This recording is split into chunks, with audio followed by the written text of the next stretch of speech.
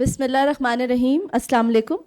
I am Dr. Sidra Lodi, Assistant Professor of Endocrinology at King Edward Medical University and Executive Member of Pakistan Endocrine Society. And it is my unique honor to welcome you all to this third scientific session of Pakistan Endocrine Society Midsummer Updates 2026.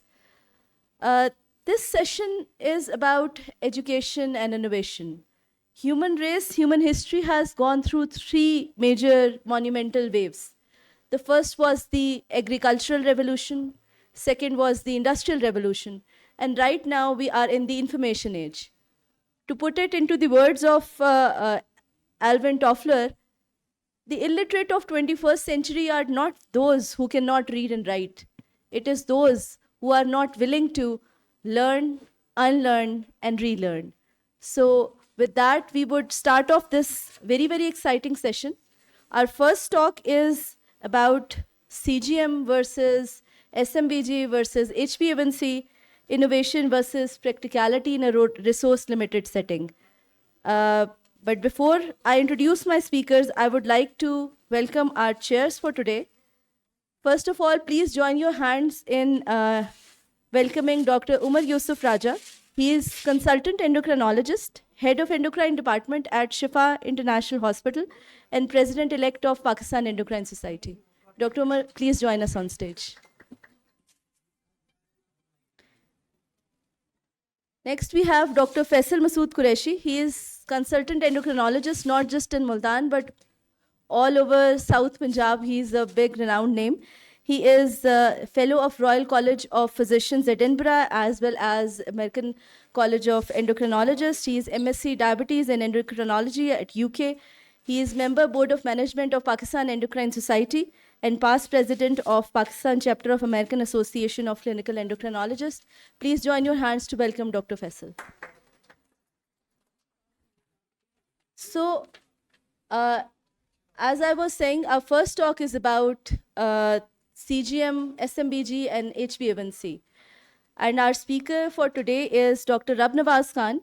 He's Assistant Professor of Endocrinology and Vice Principal of Timagra Medical College, Lower Dir, and Executive Member of Pakistan Endocrine Society. Please welcome Dr. Rab Nawaz. Thank you, Dr. Sidra, for introduction. I'm thankful to organizing committee and to the chair to give the opportunity for me to present this very important topic. This is very, very important. The CGM, when we use the CGM, the SMBG or the HbA1c, in different condition, these are tool of blood glucose monitoring in different situation. So, for different situation in different patient, we can use which one.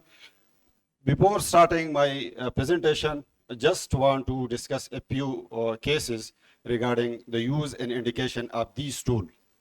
So the first case is 42-year-old male, bank manager by profession with 8-year history of diabetes. He is on gliclazide sustained release 90 milligram OD, metformin 500 BD, and sitagliptin, complaining of shortness of breath, fatigue. On examination, his pulse is 90 beats per minute, BP is 140/90, saturation of oxygen is 95, pale looking conjunctiva, mild fetal edema. The rest of the examination were normal.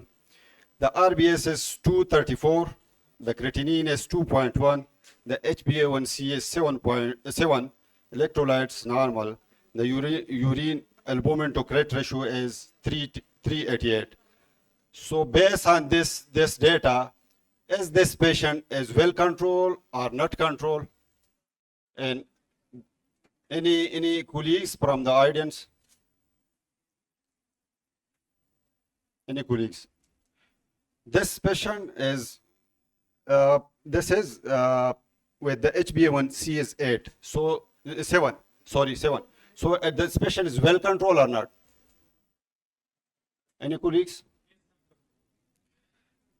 Regarding the HbA1c in this scenario, the creatinine is 2.1, the urine creat to albumin to creat ratio is high, and the RBS is high. So HbA1c in this condition is not a good indicator is a good indicator for monitoring.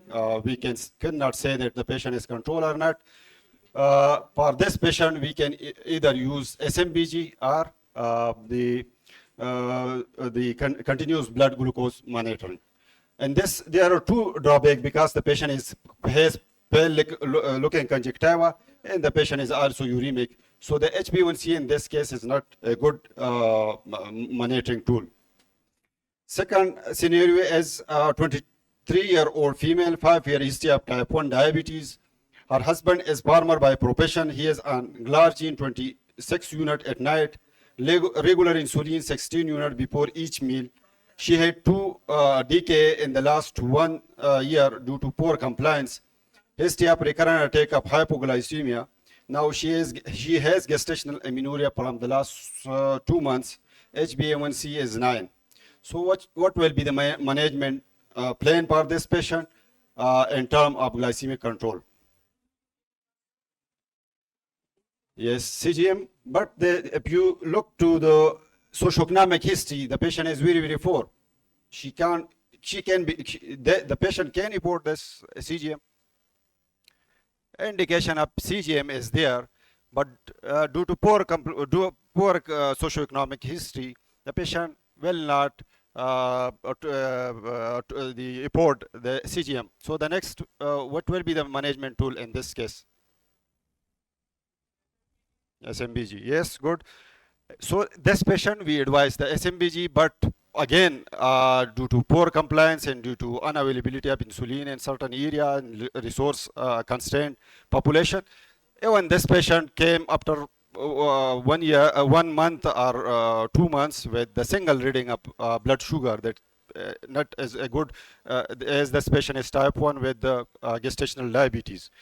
The third scenario is 24-year-old woman, 2-year history of type 1 diabetes. Her husband and brother are both doctor by profession. She is on glargine pen pill 30 unit at night, 20 units insulin is poured before each meal. She has erratic blood glucose level with two attack of DK in the last 5 months. Twice admitted with us and twice admitted in the Hyderabad Medical Complex for erratic blood glucose level. On examination, young lady with normal vital general physical examination. These are normal, no lump and bump at the injection sites. Injection technique were normal. Cold change were properly maintained. The HbTLC platelets, these are normal. Renal function, liver function, these are normal. With the TSH is normal. HbA1c is 10. Fasting blood glucose 98, 66 milligram per DL. The random blood glucose is ranging from 80 to 350. So what will be the management plan for such a patient? Yes, he is reporting and there is erratic blood glucose level. So this patient may need continuous blood glucose monitoring in the form of CGM. So we can advise CGM to this patient. By at the end of 3 scenario, we are able to properly which will be the indication of each SMBG, the CGM, and the HbA1c. So at the end of this topic, we will be able to learn the advantage and we will be able to advantage and disadvantage of HbA1c, traditional blood glucose monitoring, the need for monitoring tool beyond the HbA1c, continuous blood glucose monitoring, ambulatory, what is the ambulatory blood glucose profile, and at the end the summary. So what is the HbA1c? HbA1c is usually in 1958. It was discovered that the glycated hemoglobin is in some population that is elevated. There is another type of the hemoglobin in the blood of some of the patient. So it discovered in 1958. In 1968, one of the Iranian doctor discovered that this type of hemoglobin is more raised in the diabetic population. And this tool is used in 1977 and 1983 in one of the 2 landmark study, the UKPDS and DCCT trial, and at last at the end ADA 2010 one of the criteria is defined by the HbA1c level and by the ADA in 2010. So advantage of the A1C is easy to measure, it make the management decision easier, predictive of diabetic complication, and 1% of HbA1c reduction mean that 43% reduction of amputation, 37% reduction of complication, microvascular complication, 21% reduce the diabetic related death, 14% reduce death from any reason, and 14% reduce the risk of MI by reduction of 1% of the HbA1c. So do we need monitoring tool beyond the HbA1c? Yes, in certain situation we already discussed. Pulse, in some of condition, there will be elevated HbA1c, pulsely elevated elevation of HbA1c, like when there is decreased the RBC turnover in condition like the iron deficiency anemia, vitamin B12, folate deficiency, asplenia. There may be in certain condition that there will be the laboratory interference with the glycation of the hemoglobin, like hyperbilirubinemia, hypertriglyceridemia in uremic patient, the HbA1c will be pulsely high. And if we transfuse the blood content, which are high blood glucose content of RBC to a normal population, so the pulsely HbA1c will be raised. On the other hand, the HbA1c may be pulsely reduced in certain condition, like when the RBC turnover is increased, like acute blood loss, hemolytic anemia, splenomegaly, sickle cell anemia, end-stage renal disease. And certain medication can inhibit the glycation of HbA1c. So like vitamin C and vitamin E, they can decrease the HbA1c if some patient using vitamin C and E. So dilutional effect may be we transfuse a large number of a large amount of RBC to a normal population. So dilutional effect may be there on HbA1c reading. There are 3 different patients with the same HbA1c, 6.7, 3 different patients. But there is wide variation of, on continuous blood glucose monitoring. So it's mean that the same HbA1c does not mean that the blood glucose level will be normal. So there will be a wide variation of the blood glucose despite of the same HbA1c in 3 different patients.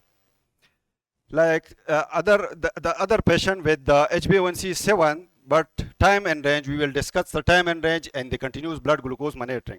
So time and range in 40, the HbA1c is 7, the time and range in 70, the HbA1c is 70, the time and range in 100, then again the HbA1c is 7. So the time and range is different, but the HbA1c is the same. This is the one of the biggest drawback of the HbA1c measurement. So HbA1c alone may not be sufficient and enter an intra-day glycemic excursion and hemoglobinopathy, anemia in pregnancy, and certain condition of hypoglycemia, subclinical hypo and hyperglycemia.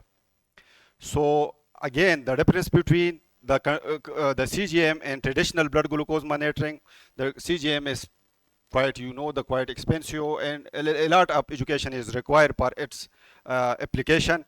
But on the other hand, the self-monitoring blood glucose level, the patient require multiple finger prick reading. And some of the other differences we will discuss later on. So this, the continuous blood glucose level give us 288 glucose reading per day. And it can also detect the subclinical hypo and subclinical hyperglycemia, which occur usually in high-risk patient and high-risk patient, and day-to-day variation is there. So HbA1c, because of these variation, we need the, not most of the patient the HbA1c rather than the CGM rather than HbA1c. What is the continuous blood glucose monitor? That is simple. There is cannula, which is placed in the subcutaneous region, and there is transmitter which transmit the reading from the sensor to the screen. The screen may be your smartphone or maybe other screen. So there is lag between the finger prick and continuous blood glucose in certain condition. If the blood glucose level in the body is normal, so the finger prick and the CGM will be the same reading. If the blood glucose level is increasing in the body, the finger prick reading will be high as compared to the CGM. And if the blood glucose level is going down in the blood, there will be the CGM, the blood finger prick reading will be low as compared to the CGM. In 2014, the first CGM is developed by that is Freestyle Livery, and again there is the AGP, the ambulatory blood glucose profile is a standard fingerprint. The ambulatory blood glucose should be considered a standard printout for all CGM devices. This is AGP is simple, the ECG of diabetic population. So it is the graphical representation of continuous blood glucose monitoring. And in 2019, there are three metrics developed by ADA: time and range, time above the range, and time below the range. In 2020, the metrics increased to 10, including time and range, and use the AGP to interpret the CGM. So time and range mean if the blood glucose level is 70 to 180, this is called time and range. Time above the range level 1 and time above the range level 2. Similarly, it divided the time below the range level 1 and time below the range level 2. Time and range mean that 70% of the time is spent, the patient should spend when the blood glucose level is 70 to 180. Time above the range should be less than, level 1 should be less than 25 and level 2 should be less than 5. And time below the range should be less than 4 and level 2 should be less than 1%. So again, the time and range is different for different population. For normal population, the time and range should be 80, but the high risk population, the time and range should be low because 50%. Similarly, pregnancy with type 2, the time and range should be increased to 80%. This is glucose metric statistic. This is AGP, the graphical representation, and daily glucose profile. So this is again another AGP report. We are not going to detail because of shortage of the time. And these are different AGP of different patients: 0 time and range, 25% time and range, 50% time and range, 75% time and range, and 100% time and range. Again, there is glucose management indicator, a new term for estimating A1C from glucose, continuous blood glucose monitoring. So we can calculate the A1C from the continuous blood glucose monitoring. If some patient has 30% time and range, the HbA1c will be 9. 50% time and range, the HbA1c will be 8. 70% time and range, the HbA1c will be 7. And 90% the time and range, the HbA1c will be 6. But the inverse, the vice versa, is not correct. So if we increase the time and range, the primary goal for effective and safe glucose control is to increase the time and range while reducing time above the range and below the range. This is wide variation of blood glucose level in two different patients. This again with the same HbA1c with wide variation of blood glucose on AGP, ambulatory blood glucose monitoring. Glycemic variability, why it is important? Glycemic variability is important. Hyperglycemia and hypoglycemia. Hyperglycemia can cause oxidative stress, epigenetic changes, inflammatory cytokine increases. Hypoglycemia cause platelet activation, inflammatory cytokine can be increased. Both can lead to macro and microvascular complication. So this is wide variation. Hypo and hyper, again, some of the normal variation. what is glucose trend? On screen it show whether the blood glucose is moving up or down. So on screen you will, in the next few minute, your glucose will be down or above, so you can predict. This is one reading, but it show the blood glucose is increasing. These are some arrow which show where the blood glucose is rising slowly, quickly, slowly, not changing, falling, or falling quickly. This single reading on SMBG do not predict whether the blood glucose level is increasing or decreasing, but the graph will show properly its direction. These are different arrow we discuss against, and these are variation. So the last one, 2 slides, very, very important.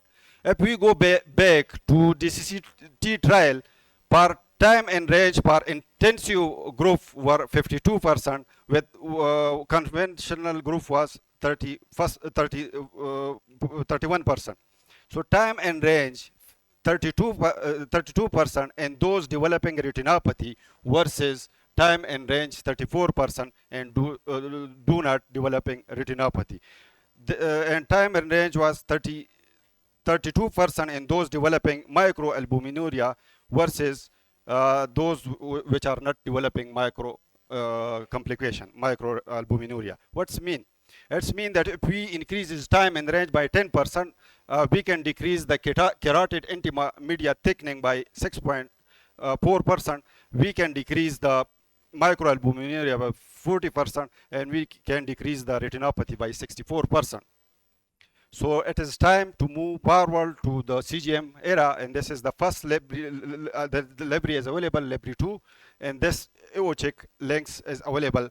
That is in Pakistan, the sensor is for 14 days, and the latest one will be available. That is every time 5 with the sensor time is 16 days. Thank you. Thank you, Dr. Abnawaz, for such an insightful presentation into different tools of monitoring blood glucose level.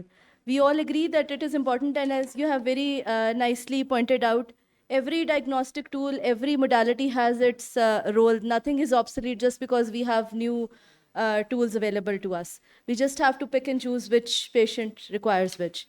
I would now like to invite our next speaker. She would be talking about education, that is the role of endocrinologist in thyroid eye disease.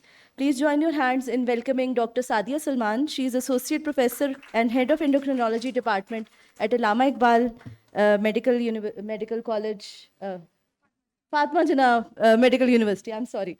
And she is also the former General Secretary of Pakistan Endocrine Society. Dr. Sadia, please. Thank you, Dr. Sidra. Bismillahirrahmanirrahim.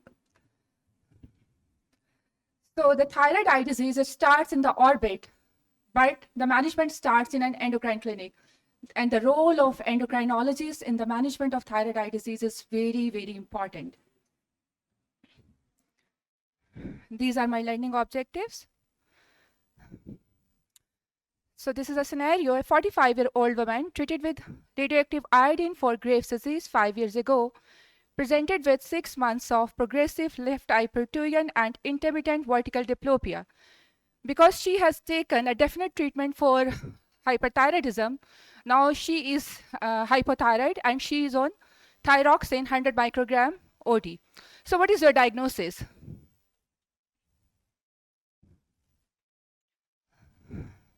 The diagnosis is thyroid eye disease, Graves' orbitopathy. So thyroid eye disease can appear before, during, or after the treatment of hyperthyroidism. Radioactive iodine without steroid cover is a key risk factor for thyroid eye disease worsening, and asymmetric proptosis and diplopia always suspect thyroid eye disease until proven otherwise. Although in asymmetrical unilateral, when it begins with, we rule out the other causes, but with diplopia, this is something very important. So I will talk about the epidemiology, who is affected and how commonly. 25 to 50% of the patients with Graves' disease develop thyroid eye disease, and 3 to 5% develop sight-threatening one. And 5 into 1 is the male-female ratio, but whenever it is developed in the male, it is more worsening. And smoking is a very, very important risk factor. Smokers have 7 to 8 times high risk for development and worsening of the thyroid eye disease. Pathogenesis is actually autoimmune cascade driven orbital disease, and the main autoantigen is TSH receptor, which is present in the thyroid gland as well as in the orbital tissues. And there is a crosstalk between the thyroid receptor and IGF-1 receptor on the orbital fibroblast. And this is something very, very important, because new drugs, they are targeted, and they are targeting these IGF-1 receptor which are present on the orbital fibroblast. The new drug I will talk about is teprotumumab. This is a monoclonal antibody, and actually it target the anti-IGF-1 receptor which are present on the orbital fibroblast. So there is a crosstalk between these two, and then it will lead to fibroblast activation, cytokine release, glycosaminoglycan accumulation, increased volume, proptosis, and optic nerve compression. You can see in this diagram, on one side there is a normal anatomy, and on the other side there is thyroid eye disease. And you can see there is swollen muscle, there are swollen muscles and increased orbital tissue, fibroblast activation, glycosaminoglycan, leading to this proptosis. And look at the size of muscles. These are inflamed, and this is the tip of the orbit where the optic nerve is leaving the orbit. And this inflammation will lead to compression of the optic nerve at this point, which can lead to further worsening and sight-threatening thyroid orbitopathy. So these are the risk factor, modifiable and non-modifiable. As I talked about, smoking is very, very important risk factor, and radioiodine without steroid cover, uncontrolled thyroid dysfunction, and elevated thyroid receptor antibodies. The newer one is modifiable, which is vitamin D deficiency emerging. Non-modifiable, female sex, age, genetics, pre-existing autoimmune disease, and ethnicity. There is a temporal relationship, as I had talked about in the scenario. 20% develop before the hyperthyroidism, 40% concurrent, 20% within 6 months, and 20% after the start of any treatment. Clinical features, symptoms and sign. There may be pain, grittiness, photophobia, lacrimation, blurring vision or double vision. And then there are soft tissue signs. There are periorbital edema, conjunctival redness, chemosis, eyelid erythema, retraction, and corneal exposure. Orbital signs include the proptosis, lid lag, and restrictive myopathy. So whenever a patient we see with these symptoms and signs, the two most important things which we have to calculate is clinical activity score. It tells us about the ongoing inflammation and its severity. And this is a score. There are the 7 points which we must see in this patient: spontaneous orbital pain, pain on eye movement, eyelid erythema, conjunctival redness, eyelid swelling, truncal inflammation, and conjunctival edema. And interpretation is very important. If the patient has less than 3 points, 3 by 7, then it is inactive. It means that inflammation is not going on, and if it is equal or more than 3, then the disease is active, and we have to check clinical activity score at each and every visit. The next important thing is severity classification. This is European group of Graves orbitopathy. It has 3 types: mild, moderate to severe, and sight-threatening, the third one. If the patient has mild disease, lid retraction is less than 2 millimeter, and there is less than 3 millimeter of exophthalmos, and there is mild soft tissue changes, it falls in the category of mild disease. And in the moderate to severe, lid retraction is more than 2 and proptosis is more than 3 with the soft tissue involvement, but all the features which are present in the sight-threatening one, they are absent in this. The sight-threatening, most important to recognize, most important because we need very, very urgent referral. This thyroid optic neuropathy, corneal breakdown, globe subluxation, and relative efferent pupillary defect, and decreased color vision. These are the feature of the sight-threatening. So just to recall, which thyroid disorder is most commonly associated with thyroid eye disease? Hashimoto thyroiditis. It can be present in Hashimoto thyroiditis. Yes, it can be present, but less commonly, because antibodies can still be present in a hypothyroid patient, which was never Graves, but hashithyrotoxicosis and difficult to control thyroid patient. The most common, otherwise, the most common disease is the Graves disease. So how to investigate? This common, simpler investigation, which we're already performing: thyroid function test, the number 1 test, and then the thyroid receptor antibody. That is very, very important. When we have to treat the thyroid eye disease, this antibody level is must. Then orbital imaging, it is not mandatory in every patient, especially when we have diagnosed Graves' disease and it is bilateral, then it's not needed, but to begin, sometime whenever we have to plan some surgery or it is unilateral, we are not sure about the diagnosis or we want to see the extent of damage, then this imaging is required. And the MRI orbit is the superior to CT because of the soft tissue features which can be predicted more good on a MRI. Ophthalmology consultation is important whenever needed. Via acuity, color vision, Hertel exophthalmometry, intraocular pressure, slit lamp examination, and fundoscopy whenever required. So according to European Group of Graves' Orbitopathy 2021, which patient should receive IV methylprednisolone? These are the four answers. Yes, good. So mild inactive thyroid eye disease, mild with score of 1, mild inactive with score of 2, but moderate to severe disease, and the score, clinical activity score of equal or more than 3/7, it's affecting the quality of life, we will go with the IV methylprednisolone. So the management for the mild, the local measures are enough for the mild: lubricants, sunglasses, head elevation, prisms for diplopia. Another important thing is the role of selenium. That is 100 mcg BD for 6 months in the cases of mild active diseases. Moderate to severe disease and active, IV methylprednisolone is the first line treatment whenever there is more inflammation, and the second, again, the first line treatment is teprotumumab if proptosis is dominant.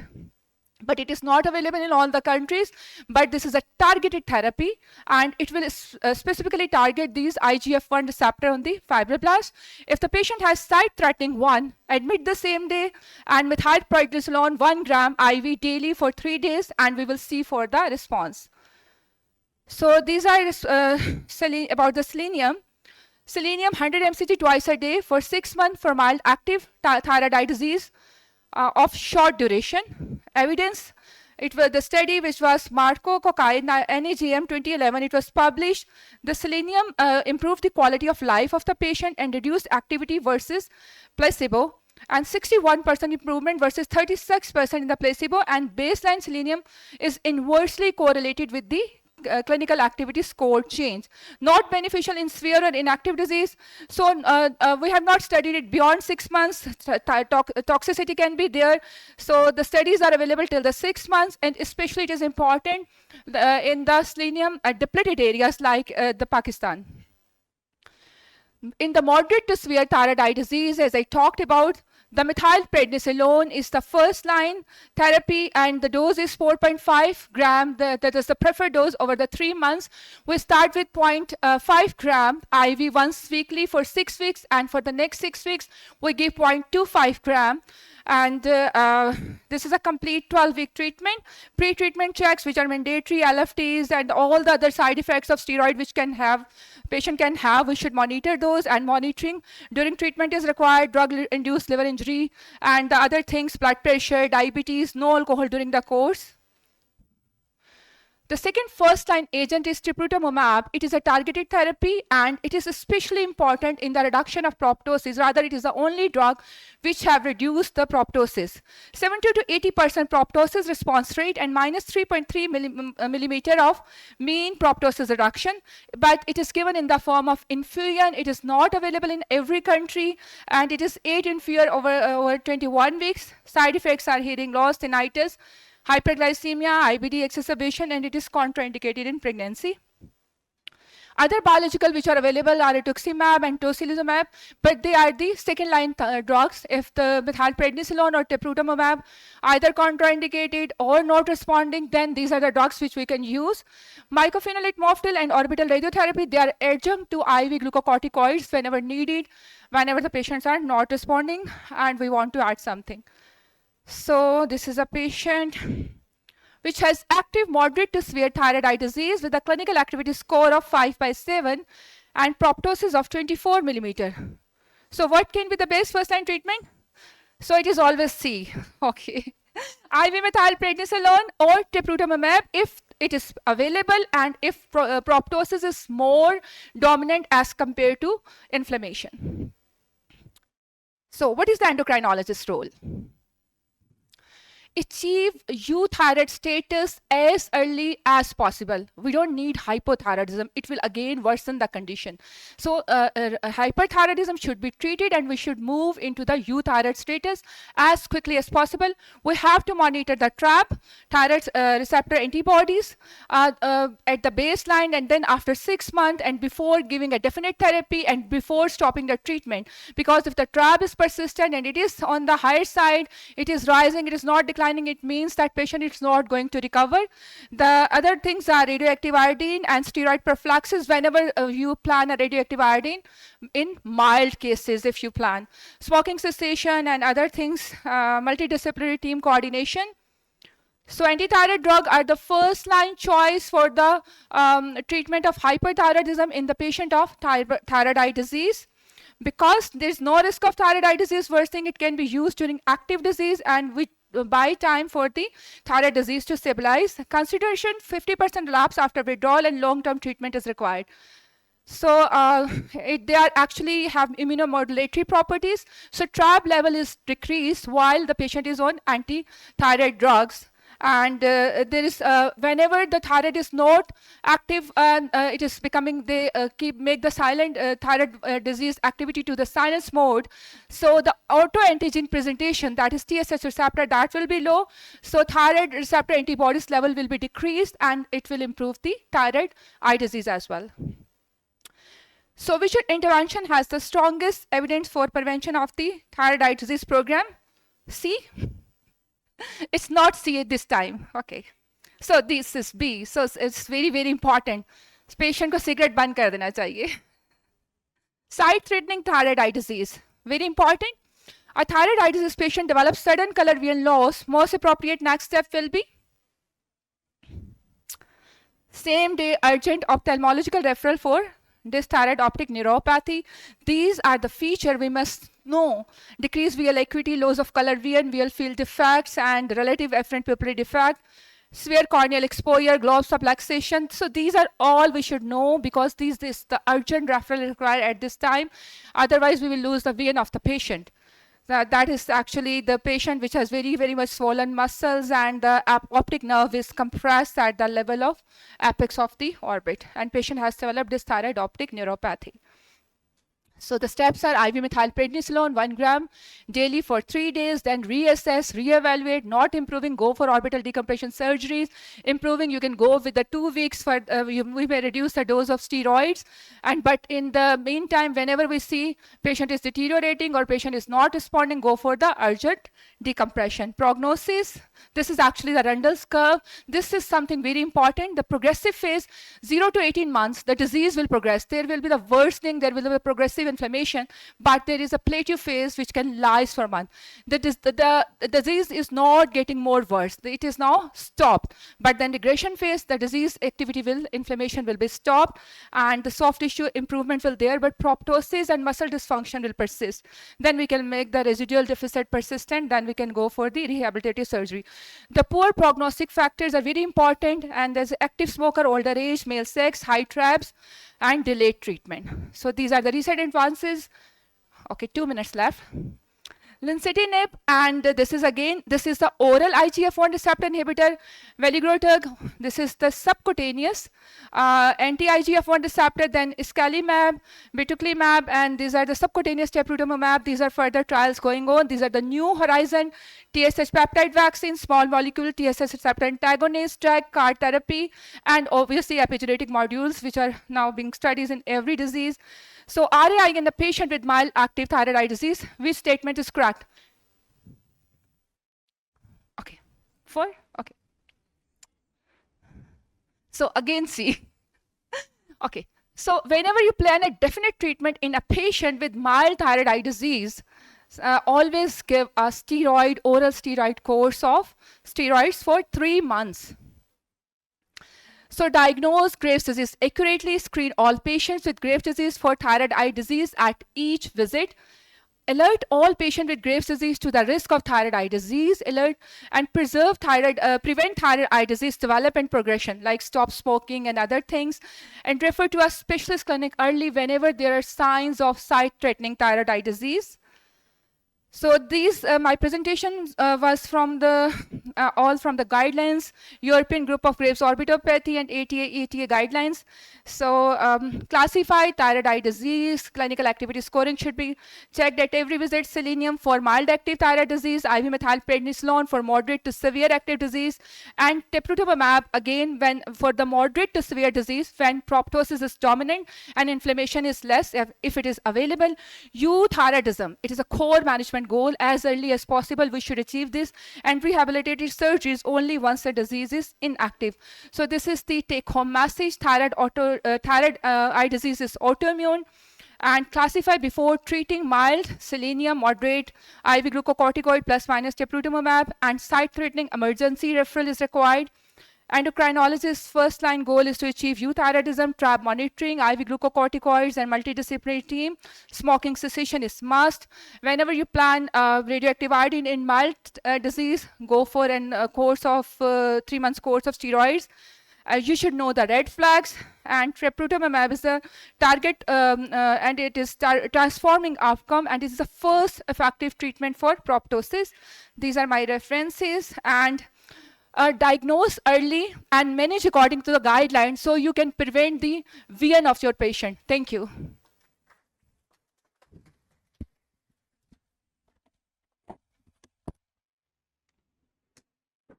Thank you, Dr. Sadia, for a very elaborate presentation. And I think your opening remark said it all.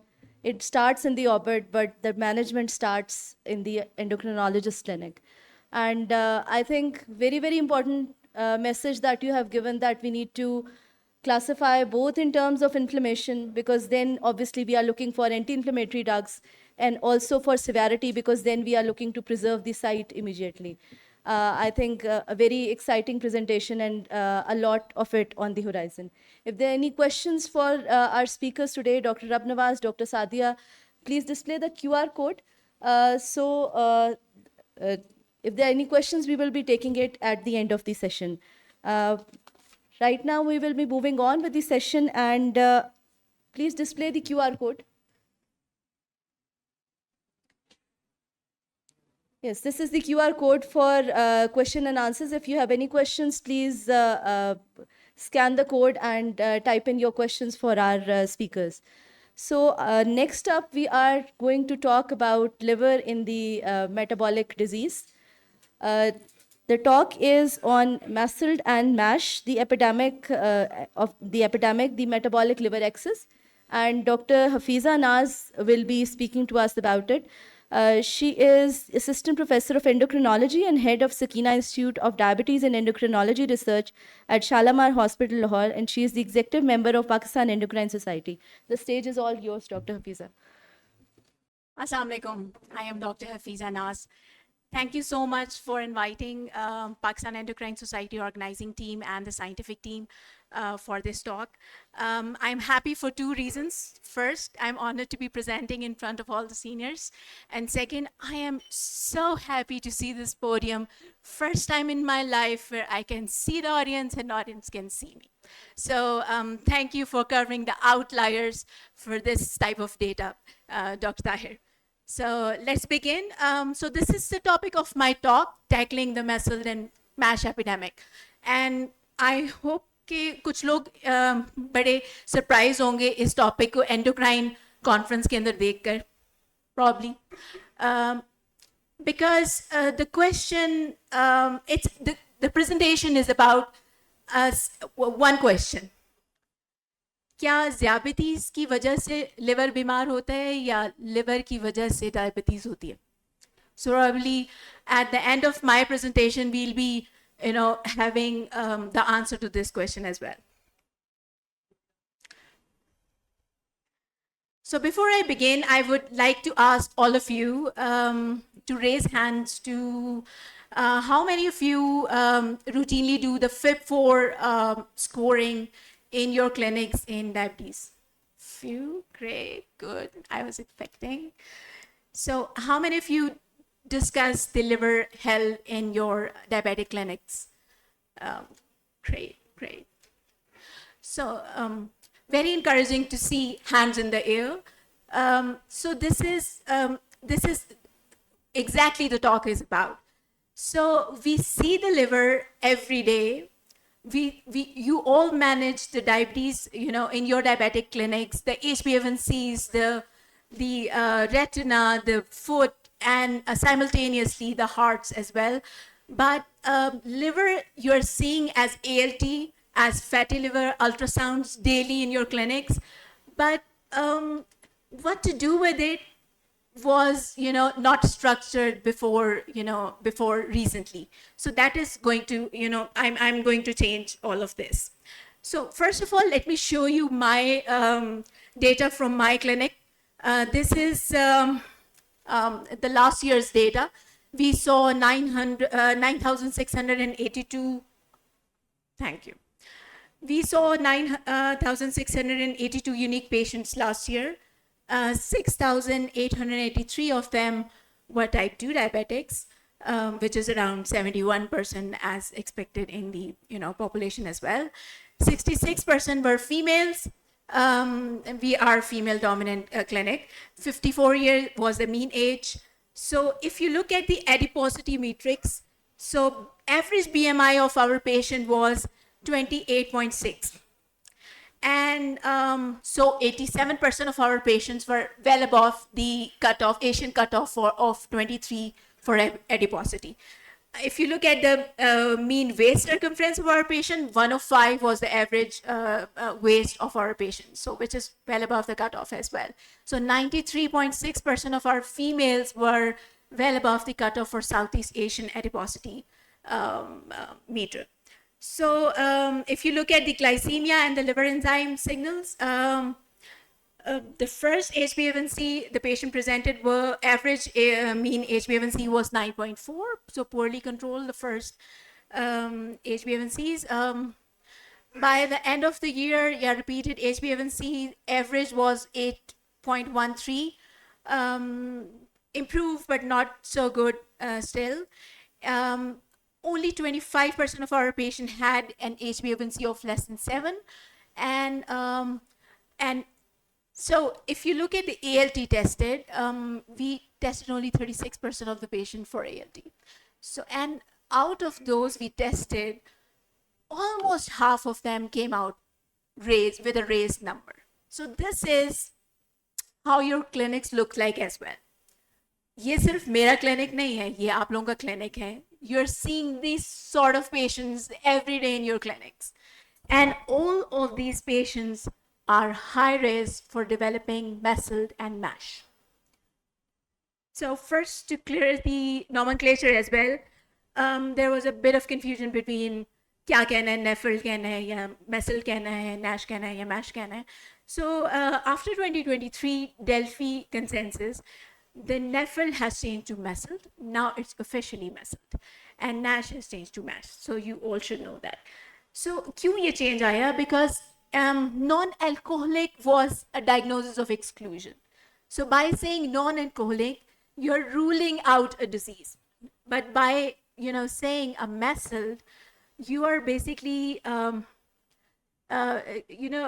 it's the definition is to if the steatosis is present and plus one of the risk factors is present, you're diagnosing it the fatty liver disease more accurately and more with more accuracy. So the criteria you can see, the diagnostic criteria you can see on the screen.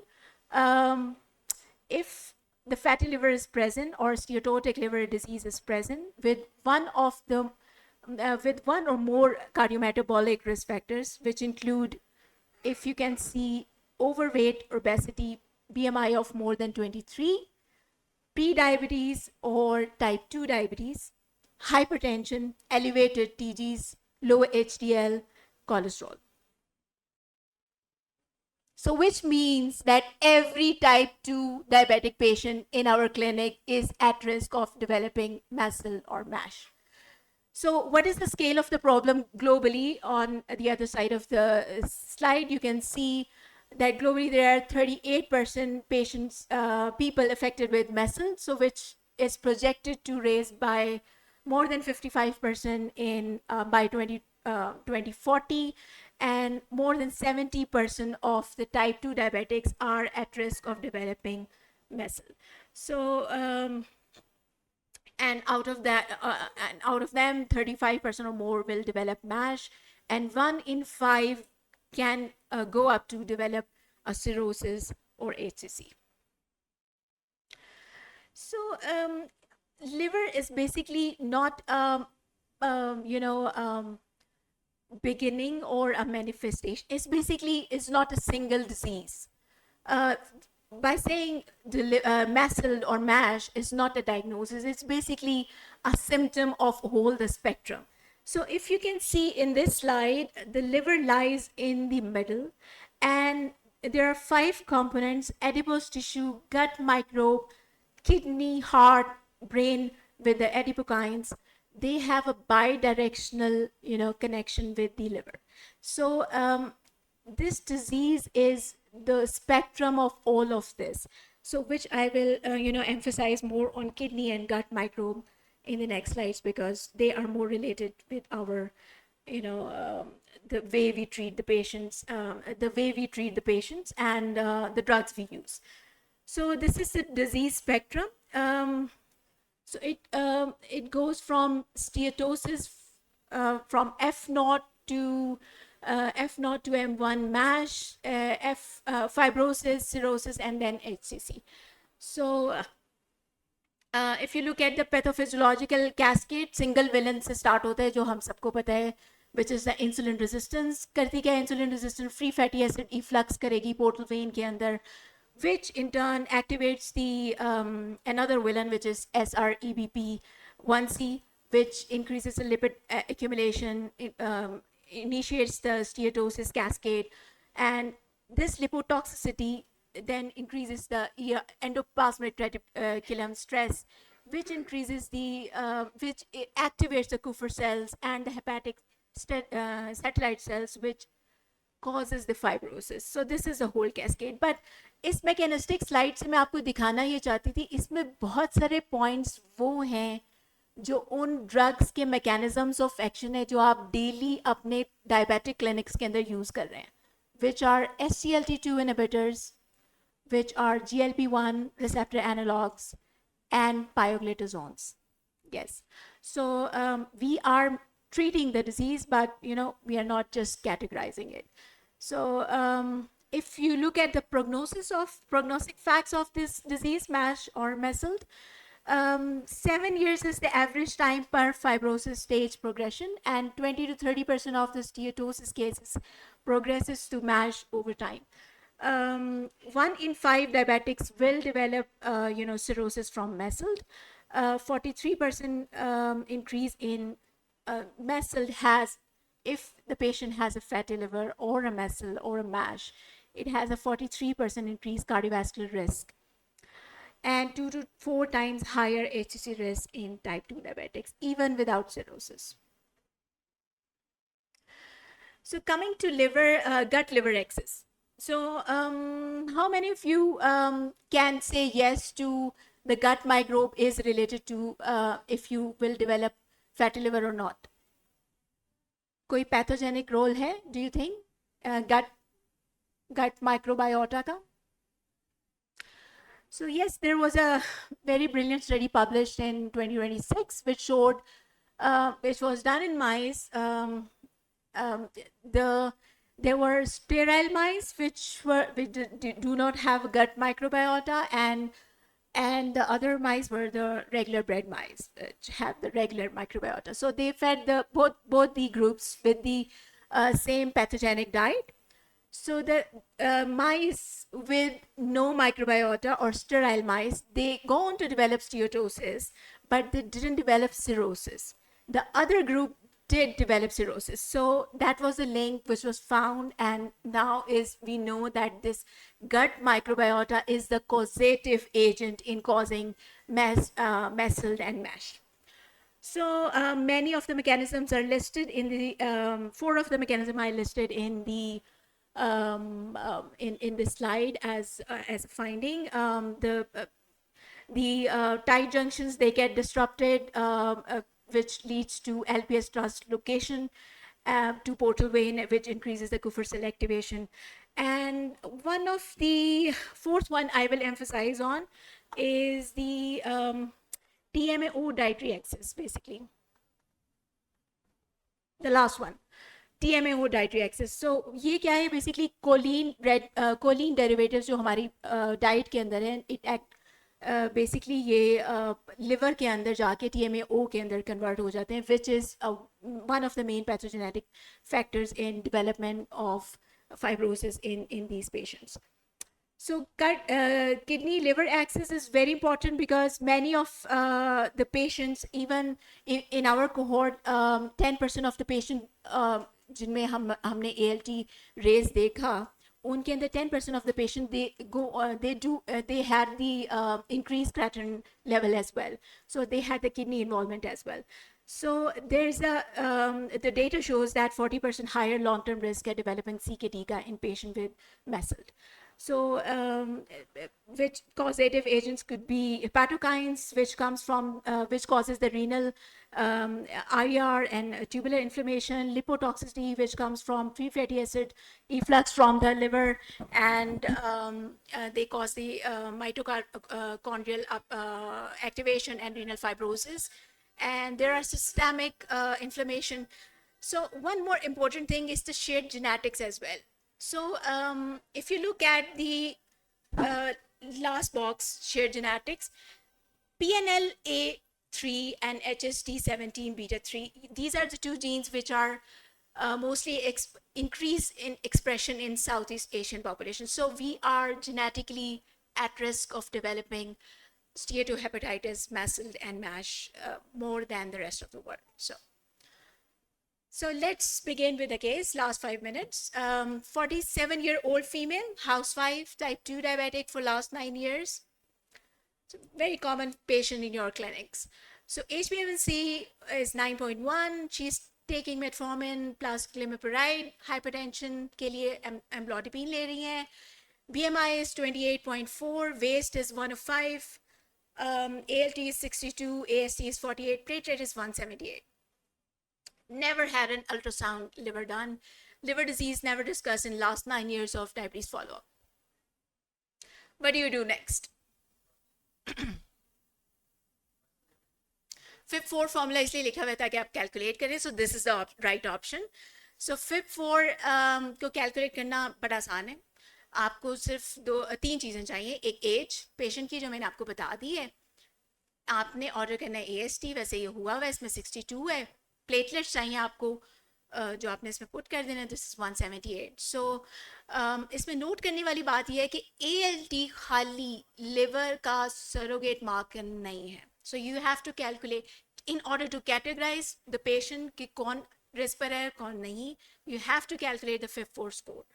So this is the way to calculate it.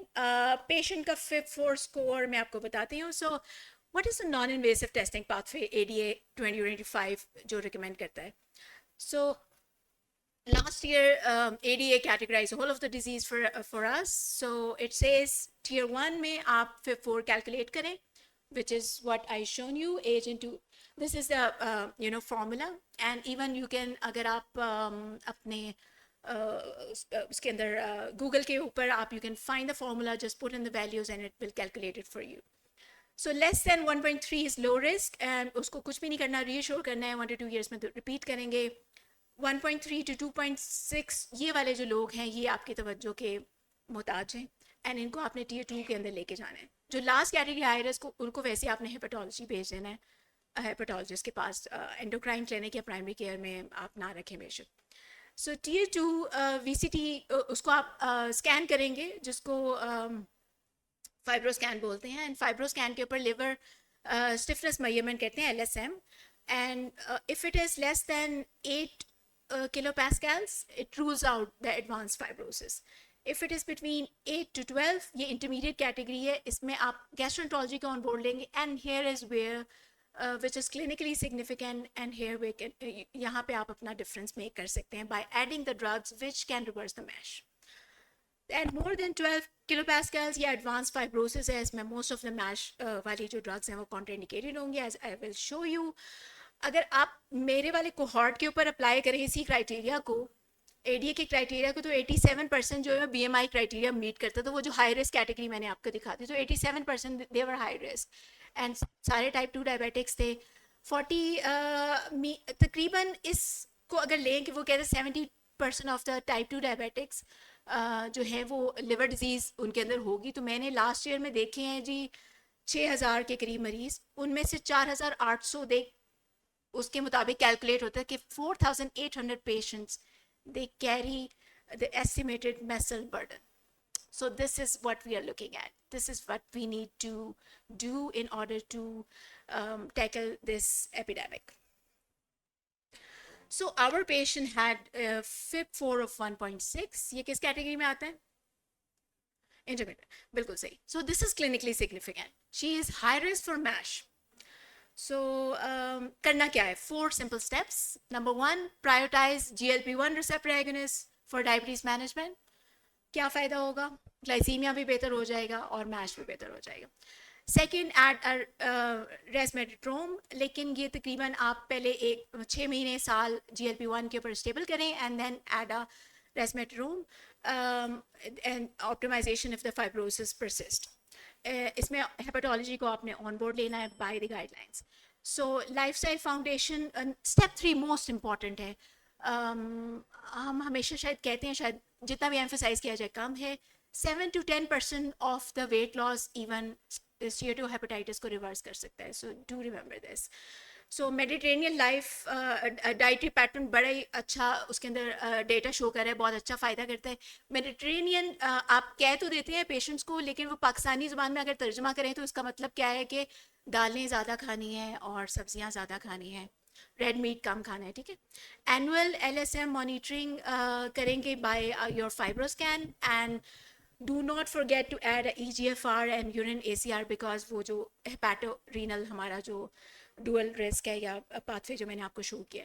So this is the treatment algorithm. अगर आप ये 4 rows देखें तो these are the fibrosis classification F0 to F1, और 3 column जो है obesity pharmacotherapy है, diabetes pharmacotherapy है और मैश स्पेसिफिक है. सो अगर आपके F0 F1 mild no fibrosis, उसके अंदर GLP-1 आप प्रेफर करें, पेशेंट को वेट लॉस कराने की कोशिश करें. डायबिटीज़ के लिए प्रेफरेबल GLP-1 है, डुअल GIP GLP हैं, पायोग्लिटाजोन्स है, SGLT2 है, लेकिन इसमें मैश स्पेसिफिक फार्माकोथेरेपी अभी इंडिकेटेड नहीं है. In the second category F2 to F3, ये एट रिस्क ऑफ मैश है. इनके अंदर resmetirom after stabilisation up till 1 year आप GLP के कर लें, और फिर अगर परसिस्ट करता है तो I'll take 1 more minute. रेसमेट्रोम आप ऐड कर दें, और इसी में सबसे ज़्यादा फ़ायदा है. जब आप F4 पे चला जाता है उसके अंदर रेसमेट्रोम कॉन्ट्राइंडिकेटेड हो जाएगी. फाइब्रोसिस में उसको देने का कोई फ़ायदा नहीं है. बट लेकिन सेम मैनेजमेंट GLP-1 आप दे सकते हैं, लेकिन आप केस टू केस जो है ना उसका फैसला करेंगे कि आपने इस पेशेंट को देना है या नहीं देना. It's up to you. Decompensated cirrhosis में आप एक ही चीज़ करने को रह गई है कि आप पेशेंट को इंसुलिन दें सेफली, उसकी शुगर को जितना अच्छा हो सके पॉसिबल करें. GLP यहाँ पे कॉन्ट्राइंडिकेट हो जाएंगे. So just quick words about both the drugs. These both are not opposite to each other. These additive drugs हैं, एंड इनका जो डेटा है इन मैश रेजोल्यूशन, इन मैस्ट्रो नैश, इसके अंदर रेसमेट्रोम का प्रूफ हो चुका है. मैश रेजोल्यूशन इसकी 62% वर्सेस 34% प्लेसिबो एसेंस ट्रायल के अंदर सीमाग्लूटाइड. लेकिन याद रखिए कि जो सीमाग्लूटाइड इसकी बात हो रही है, this is 2.4 milligram semaglutide, not the 1 milligram और द 0.5 milligram. सो सीमाग्लूटाइड के बारे में आप मेरे ख्याल से मेरे से बेहतर जानते हैं. सो let me just these are the other therapeutic options in the pipeline, still not proven, but अभी ये इसका सबसे अच्छा डेटा जो है वो ट्रिज़ेपिडाइड का शो हुआ है, जो कि sorry doctor Gauhar, synergy NASH trial के अंदर 62 वर्सेस 10% प्लेसिबो का जो बेनिफिट है. सो प्रॉब्ली ये जल्द ही अप्रूव हो जाएगी. सिर्फ एक बात ऐड करना चाहिए, पायोग्लिटोजोन बहुत कम जो है ना वो यूज़ हो रही है हमारी पॉपुलेशन के अंदर, लेकिन अगर इकोनॉमी को जो हम सबसे ज़्यादा फैसले जो है ना अपनी पेशेंट की पॉकेट के ऊपर करते हैं, तो शायद ये एक अंडर यूटिलाइज ड्रग है. It has shown a very good results in the trials reverses steatohepatitis in diabetic as well as non-diabetic population. So I think this is one of the most underutilized drugs in our population. So I will go to take-home messages. So these are my take-home messages, and I will be happy to take any questions at that. Thank you.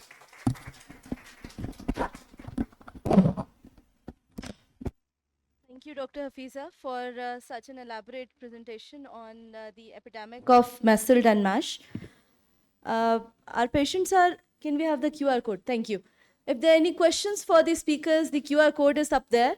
And we will be taking questions after this talk by Dr. Gohar. And I would, before inviting him, I would like to thank his dedication. He is not well and he is still up for the talk. So thank you, Dr. Gohar, for joining us. And he will be talking about prevention and treatment of osteoporosis from insights to action. Dr. Gohar Khan is the consultant endocrinologist and head of Department of Diabetes, Endocrinology and Metabolic Diseases at Federal Polyclinic, PGMI, NAS School of Health Sciences, Islamabad, and he is executive member of Pakistan Endocrine Society as well as the national lead for Endo Hub of Pakistan Endocrine Society. Dr. Gohar, please join us. Bismillahirrahmanirrahim. Assalamu alaikum and a very good afternoon to everyone. Thank you, Dr. Tahir Ghaffar and Dr. Muhammad Yaqub Khan for inviting me and providing an opportunity to discuss this very important topic. My presentation is about a very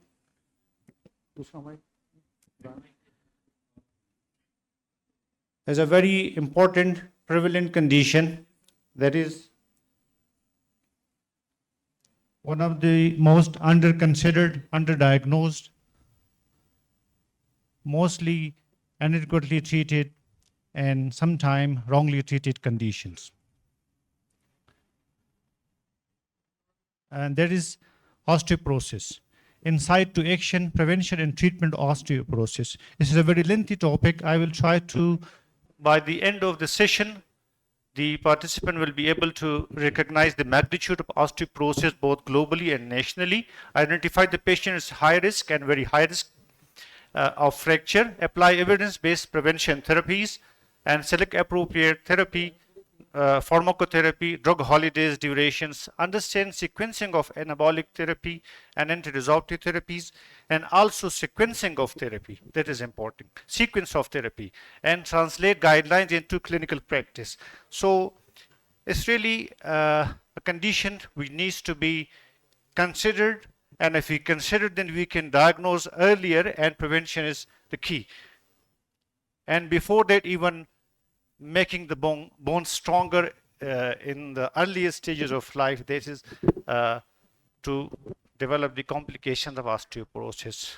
I will start the story of a lady, healthy, active woman, grandma of 17 beautiful children, devout Muslim, tahajjud guzar, sustained a fracture of neck of femur at age 65, became bedbound for a couple of months, lost a significant volume of her muscles, and gradually came back to her routine. However, 2 years later, developed a fracture of right femur, again became bedbound, and this time permanently. Over the course of next year, she also started assuming a hunched back with severe backache, most likely due to vertebral fractures. At age 67, she was permanently confined to bed, losing her mobility for life. Her eyes lost their gleam and gradually filled with despair. She remained alive for almost 12 years and then quietly passed away. This is the story of so many ladies and men as well. But that is underconsidered, underrated, and underdiagnosed conditions. And you will see the statistic, and you will be surprised that we are not considering even osteoporosis in men. So this is a busy slide, but it will cover so many things like osteoporosis, insight and impact. A silent epidemic, prevent today, protect tomorrow. And now Globally, 200 million people are affected and 37 million fragility fractures occur every year that make one fracture almost approximately every second. 1 in 3 women and 1 in 5 men, they are affected. And the alarming point is the hip fracture are expected to be doubled in 2050. So that's really alarming. And another important point, as we saw in the case scenario, a real life story, the disability adjusted life years annually. So 5.5 million Delhi's lost annually to osteoporosis and fragility fractures. And globally, typically in 60s and beyond, they are prevalent. Many remain undiagnosed, especially before first fracture. So usually we diagnose after the first fracture has occurred. And 80% of eligible patients remain untreated after a fracture. That is the global statistics, not Pakistani or regional. Men underdiagnosed and under-recognized globally. So now we come to the Pakistani and regional context. Pakistan ranks 5th globally for osteoporosis prevalence, 9.9 people with osteoporosis. And the second point is very important, that is 40 million people with osteopenia. And I'll highlight in the next slide why I am highlighting this area, because the people with osteopenia, though they are having lesser chances of fracture, but the population is so high that the fractures are so many-fold higher than the patient with osteoporosis. And no reliable national data, significant underreporting of fragility fractures. Up to 60% of Pakistani women, postmenopausal women, have low BMD. Now, there are some differences in the Western and in our regional and national level. So, substantial Delhi's loss annually due to osteoporosis and fragility fractures, but we don't have exact registry and reporting system. So 10 to 15 years earlier onset in our population. So that further aggravates the condition, and low awareness till fracture occurs, and widespread undertreatment. As we saw, globally it is 80%, and here there are no registries, no data, but I think that will be even less than 10% or 15%. So there really needs attention, and men again are underdiagnosed and undertreated condition. The silent threat toward independence. Independence is not only for nation, personal and physical independence is really important to be a fruitful person for yourself, for your family, and for your nation. So 1 in 3 men, 1 in 3 women, and 1 in 5 men, we discussed that this is a silent disease, and most people have symptoms until a minor bump or fall causes a fracture. There are more hospital days than cancer or diabetes due to osteoporosis related morbidity and complications. And outcome of a single hip fracture is mortality rate is 20 to 24% die within the first year after having the hip fractures. And 40% are unable to walk independently 1 year later. And 33% are in the nursing home or totally dependent within 1 year. So this is the scenario both globally and nationally. Now we come to the basic points about the bone structure and the definition of osteoporosis. Osteoporosis is a systemic skeletal disorder characterized by low bone mass, microarchitectural deterioration of bone tissue, increased bone fragility, increased risk of fractures, and WHO classification, as we know, T-score of less than -2.5 at the lumbar, spine, femoral, neck, total hip, or distal radius. Higher peak bone mass decreases the risk of osteoporosis. I mentioned earlier, so this is important, and this is the important part of the prevention, that the prevention should be started decades earlier than we consider. Hip peak bone mass achieved at age 20 to 30 years. Now, types of osteoporosis: primary osteoporosis, that is in postmenopausal women, mainly estrogen deficiency, and predominantly trabecular bone are lost, and that's why the vertebral fractures are common over there. And the age-related, in the senile ages, both trabecular and corticular bone are affected.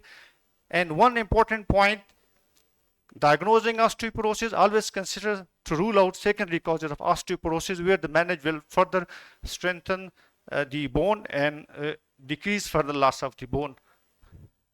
So bone strength is not only dependent on the bone density, but bone quality, that we will discuss later on, the type of therapy that will affect these things. This is a normal physiology. Bone Normal bone remodeling, osteoclast leads to bone resorption, that leads to osteoblast activation, bone formation.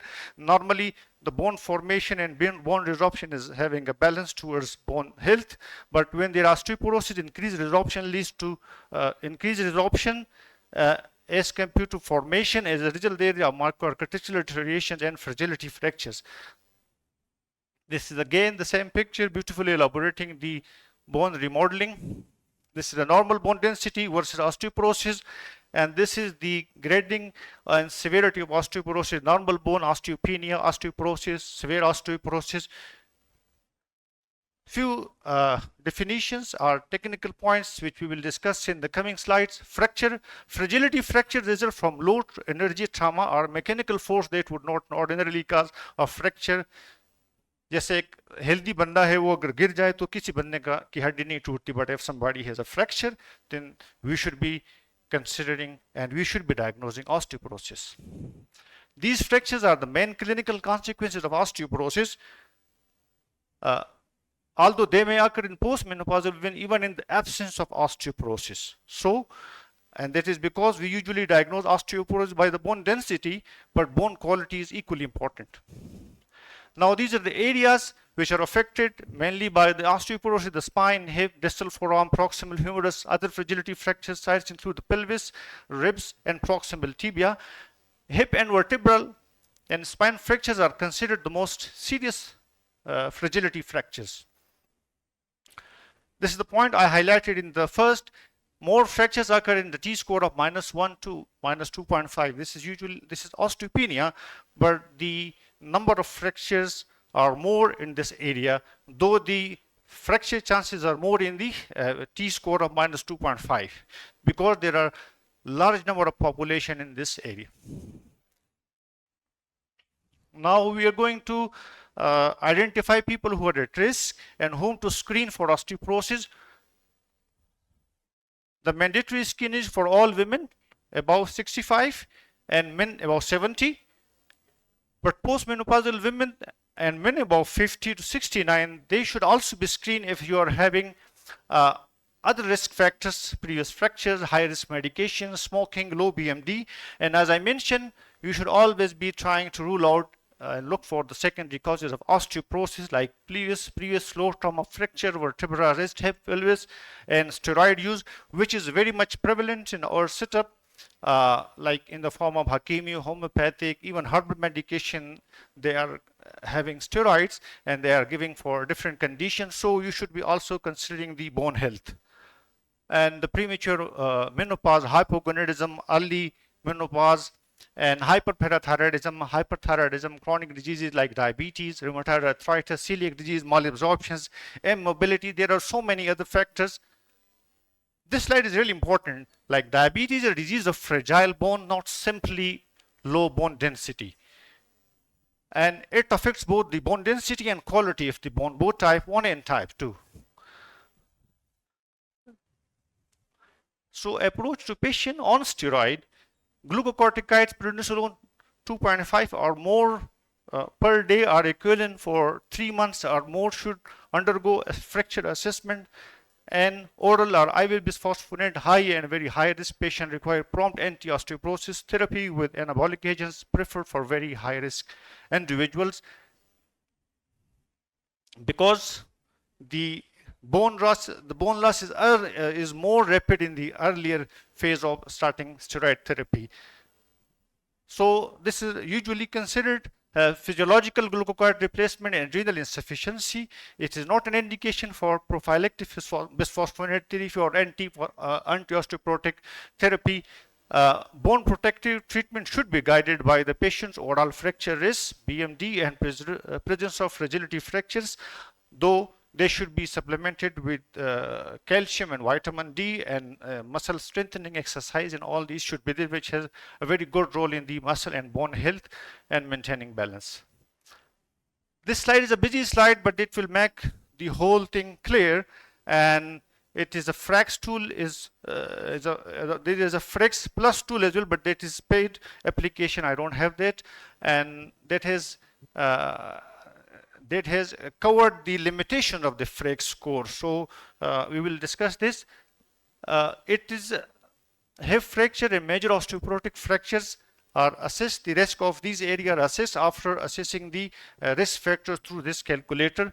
And the clinical risk factors incorporated in this risk calculator, you can have it on your mobile: age, gender, weight, height, previous fragility fractures, parent history of fractured hip, current smoking, glucocorticoid use, rheumatoid arthritis, and secondary osteoporosis, alcohol, and femoral neck BMD. So the Frax output 10-year probability of fracture, there is hip fracture risk and major osteoporotic fracture risk. And how to use this calculator, I already mentioned, it is online available. Now, fracture risk categorization and postmenopausal women and men above 40 years. So this calculator is usually applicable and validated in people above 40 years of age. So below 40 years, I'm not sure कोई और application या उस तरह की चीज़ उसमें नहीं है. So mild hip fracture risk 10-year probability less than 1 and less than 10 major osteoporotic fracture, total hip fracture risk 10-year probability less than 10, this is mild. Moderate 1 to 3, the hip fracture 10 to 20, and high 3 to 5, 20 to 30%, and very high, that is more than 5 for hip fracture and greater than 30 for major osteoporotic fracture. And one important point, this application has also got a regional, like Pakistan, any country you can enter. So that area will give you the relevant data. Now, clinical interpretation and management implications. For low, lifestyle modification, adequate calcium and vitamin D, exercise and fall prevention. In moderate, consider BMD testing and address modifiable risk factors. And high, pharmacological treatment should be considered along with lifestyle measures, and very high pharmacological treatment recommended. Evaluation for secondary causes of fall risk. The important point about this risk calculator is it can be calculated even without BMD. So it is very good in area where the DEXA scan is not available. If you categorize the patient accordingly, sometime if there is a mild case and there are no other risk factors, you can go for the without medication, and only lifestyle and exercise prevention should be there. And it not only give you the thing, but it also helps in the type of therapy for the osteoporosis, whether you start from this agent or this, which agent should be the first. So in higher risk patients, along with the BMD, we go for the anabolic therapy and followed by the anti-disruptive therapy. So the osteoporosis care gap. Now the insight is still going on, and then we have to intervene. So the parameters we saw, the diagnosis is low, the treatment after fracture is even low, and the continuation of the treatment after 1 year is less than 50% of the patient, and secondary causes investigation is often missed, and even 80% globally. In our population, we don't know, definitely it will be lower than the global and international level. Insight is unconsidered, patient underdiagnosed, undertreated or inadequately treated, and sometimes wrongly treated. So the action should be implement systematic screening and fracture liaison services, which is not available in or set up in our population. So fracture liaison services has a proven benefit, and it should be implemented, and it should be devised and followed then. Then how to diagnose osteoporosis? As we saw by the DEXA scan, minus 2.5 at spine, hip or femoral neck, and clinical diagnosis is there if fragility fractures of hip, vertebra, proximal humerus, pelvis, regardless of BMD. So if these things are there, even without BMD, you diagnose osteoporosis.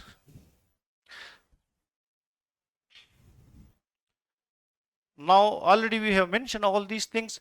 Here I would like the severe osteoporosis is minus 2.5 or lower, plus 1 or more fragility fractures, or 3 or less than 3.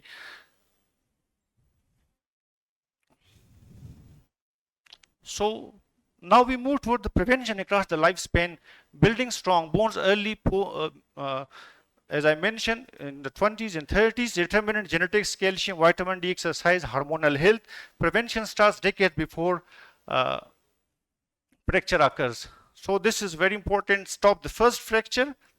Proactive screening is essential. Act after a fracture. Treatment to re-evaluate regularly. exercise is medicine for bone. So with the weight bearing and progressive resistance training improve BMD, but bone quality, muscle strengthening, balance, and ultimately reduce the falls and fragility fractures. Bone strength depends on both bone quantity and quality. Lifestyle intervention, as I mentioned, this slide focuses on eat bone healthy foods, exercise for stronger bones, maintain healthy body weight. Low BMI is a risk factor for osteoporosis. Avoid harmful habits like smoking, alcohol, and know your risk, know yourself. So that needs your hormonal health, your other social like smoking, alcohol, hormonal imbalance. This I mentioned.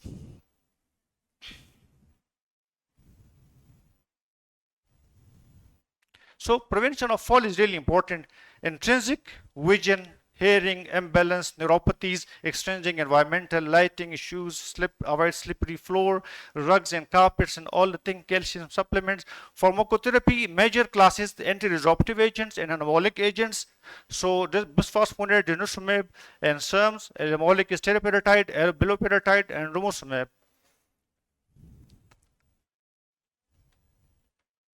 About denosumab, never stop abruptly, rebound bone loss, multiple vertebral fractures, and start another bone strengthen. So why anabolic therapy? Limitation of anti-resorptive mainly prevent further bone loss, limited resorption of bone microarchitecture, and stimulate new bone formation, improve bone quality and strength, greater risk reduction in very high risk patients. So romosumab had the highest BMD increase. Why sequence matter? This is important. Evidence-based sequence, anabolic, anti-resorptive, better than anti-resorptive therapy. Data and R studies, early anabolic therapy provide greater BMD gain and greater fracture reductions. And high-risk patient, bisphosphonate denosumab, and very high-risk patient, multiple fracture less than 3 T-score anabolic anti-resorptive therapy. The other can be also tried, but the effect is lesser than the anabolic first. Monitoring treatment is advised by side effects, adherence, and re-evaluation. If there is a failure in the therapy, monitoring is also important for that. And future of osteoporosis, precision medicine, AI-assisted fracture prediction, bone quality assessment, sequential therapy, combination anabolic approaches, personalized risk stratifications.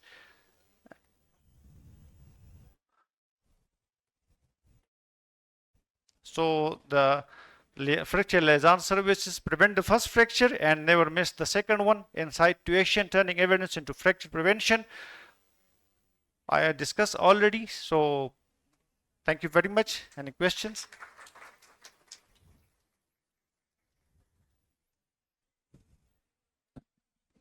Thank you, Dr. Gohar, for such a detailed presentation on osteoporosis. It was really stimulating and exciting. In the interest of time and seeing the hall filling up for our next presenter as well, we will not be taking any questions for this session, but our speakers are available in the sessions, and we can always speak to them. I will be asking our panelists for today for their comments, and sir, if you could please be brief. Dr. Umar. Okay, Dr. Faisal, please start. Like always, it's really great to see that they have done a wonderful job, and different topics which are actually need of the time, and probably a lot of people have learned a lot from these 4 topics. Like first topic, Rab was, like CGMS versus like SMBG. I would say this is again need of time, but I won't say it needs, every patient needs it, I'm sure Dr. Abbas Raza must be here. वो कहते थे मुझे initially कि जब semaglutide initially आई थी, it was very expensive. कि अगर patient who can afford it, if you are not offering him, that is a crime as well. और जो patient जो afford नहीं कर सकता, उसको आप अगर offer कर रहे हैं, that is a crime. So you should be sure where to give, what to give, Well done. And Dr.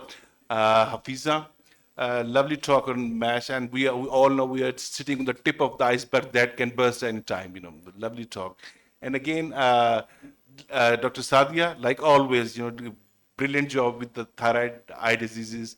And last but not the least, Gohar, this is a topic which hasn't been talked much, but this is need of the time actually, especially in osteoporosis in men, which has been nobody talks about it. Thank you, everyone. Dr. Umar, if you could please sum up the session.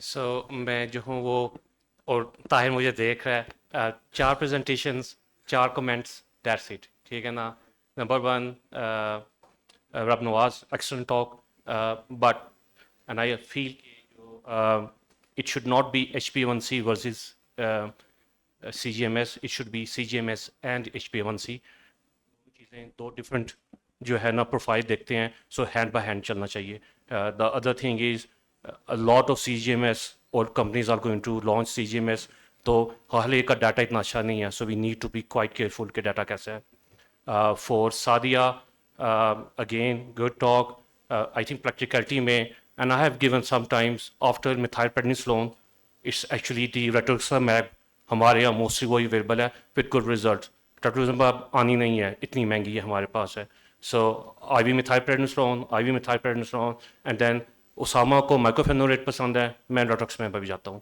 हफीज़ा again good talk sorry 2 buzzer बजाना पड़ा ताहिल देख रहा था मुझे the only thing is you have tell about FIB score हमारे यहाँ FIB valid नहीं है so I was doing the altonac study Aamir sahab इस हेयर 1000 पेशेंट स्क्रीन किए हैं जिसको स्क्रीन करते हैं सो मेरे ख्याल में हमारे लिए ये रोल आउट टेस्ट अच्छा है रोल इन टेस्ट अच्छा नहीं है नंबर 1 और ये 1.3 नहीं होना चाहिए ये कम से कम 0.8 होना चाहिए I am trying to work with gates कि हमारी अपनी FIB-4 की सेंसिटिविटी स्पेसिफिटी हो जाए and hopefully this will process and this is sort of basically combining the iconic NASH and Alto-NASH data so look out for the future and again Gaur तुम्हारे में तो मैं 3 बजर बजा सकता था Gaur is like a younger brother to me Islamabad में based है comprehensive talk but osteoporosis is need of time and again DEXA scan को read करना कल even शिवा जैसे center में DEXA scan को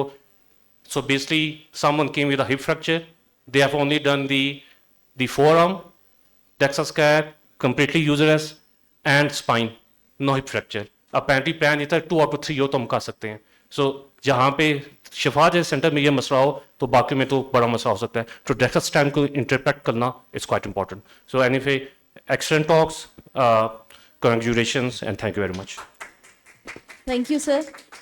Thank you, sir, for that futuristic comments also. And we are looking forward, inshallah, to your upcoming projects.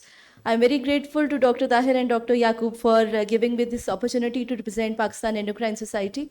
And without keeping you all waiting, I would hand over the session to Dr. Amna Umar, Associate Professor of Medicine and Executive Member of Pakistan Endocrine Society. Dr. Amna, please. Thank you.